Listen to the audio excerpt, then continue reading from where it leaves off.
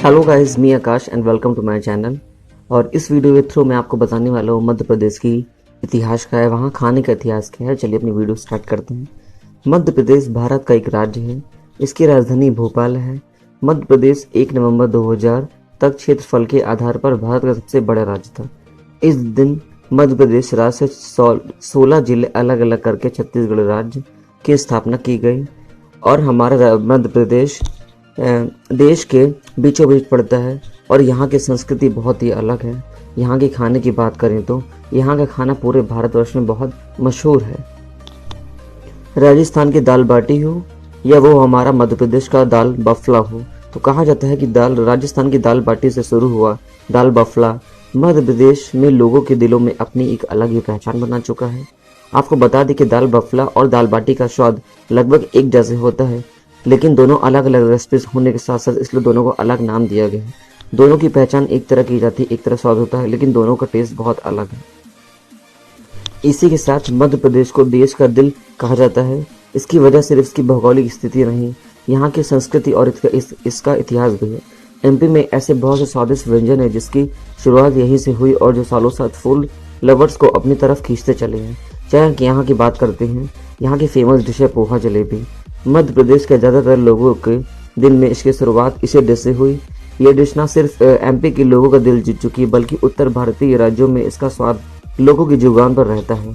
खटमिठे पोहे के ऊपर डली सेव और एमपी से साथ में क्रिस्पी जलेबी इस डिश को भी और भी ज़्यादा स्वादिष्ट बेफ्राज बना देती है, जो एक खूबसूरत सुबह करने के लिए परफेक्ट है।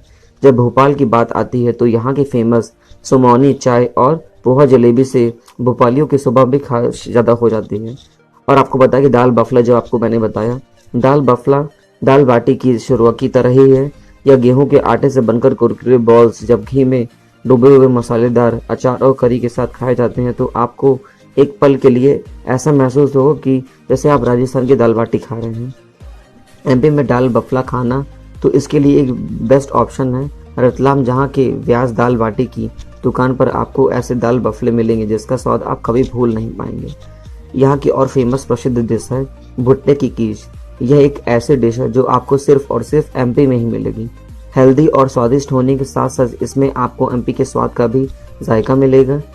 कसे हुए मकई के बनी हुई इस डिश को मसाले नारियल और दूध के साथ पकाकर राई और हरी मिर्च का तड़का लगा के साथ इसका स्वाद और भी उभार दिया जाता है, जो आपको बार बार अपनी तरफ आकर्षित करेगा। अगर आप भी एमपी में आए हैं तो इसका स्वाद जरूर लीजिए। और एमपी में भोपाली जो गोश्त कोरमा बनता है, यहाँ की बहुत नॉन वेजिटेरियन प्रसिद्ध डिश है। अगर आप मुगलाई खाने के शौकीन हैं तो भोपाल आकर आप इसके स्वाद को जरूर चखिए, क्योंकि यहाँ के खाने में मुगलाई खाने की छाप साफ देखने को मिलती है। इसका सबसे बड़ा उदाहरण है भोपाली गोश्त कोरमा, जिसकी शुरुआत भोपाल से हुई। यह डिश नवाबी व्यंजनों का बहुत ही अहम हिस्सा मानी जाती है। इस डिश को बनाने के लिए मटन को मसालेदार ग्रेवी में धीमी आंच पर पकाया जाता है। इसको बनाने का तरीका देखकर ही आपको बहुत अच्छा महसूस होगा। जैसे कश्मीर की हमारी बहुत फेमस डिश है रोगन जोश, वैसे ही हमारी एमपी की बनती है रोगन जोश।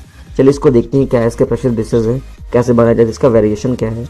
रोगन जोश के नाम से भी फेमस ये फार्मी डिश कश्मीरी व्यंजन के सिग्नेचर डिश मानी जाती है, जो कि भोपालियों के बीच में काफ़ी पॉपुलर है। यह डिश भोपाल के लोगों को कितनी पसंद है इसका अंदाज यहीं से लगाया जा सकता है कि अगर आपको ये डिश खानी है तो भोपाल आपको आकर इस डिश को जरूर चखना पड़ेगा। अगर आप इस डिश को असली स्वाद लेना चाहते हैं तो भोपाल का फिरफोरा रेस्टोरेंट बिल्कुल सही जगह है। और बिरयानी पिलाफ यहाँ का बहुत फेमस बिरयानी है। अगर आप फूड लवर हैं तो बिरयानी आपको बहुत पसंद है तो इसे खाने के लिए भोपाल के बेहतरीन जगहों में से एक है। भोपाली बिरयानी की आपकी अलग एक पहचान है। इसमें मटर बिरयानी का मुख्य इंग्रेडिएंट होता है, लेकिन आपको इस बिरयानी में चिकन की पीस को टेस्ट करने को मिलेगा। यह एक ऐसी डिश है जिसका स्वाद क्षेत्र के अनुसार बदलता रहता है, जिसको भारत के इतिहास में काफ़ी पसंद किया जाता है।